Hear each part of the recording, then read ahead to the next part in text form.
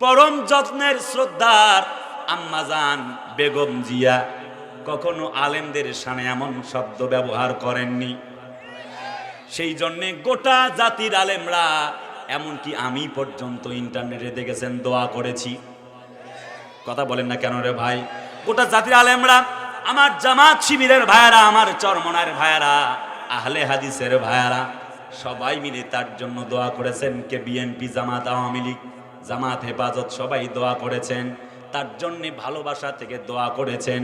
পক্ষান্তরে আর একজন মহিলার জন্যে, 17 বছরের আমার খালার জন্যে মানুষ মৃত্যু কামনা করে, আর বেগম জিয়ার জন্যে মানুষ তার জন্যে সুস্থতার জন্যে দোয়া করে। আরে ভাই কথা বলতে হবে তো, ঠিক কিনা?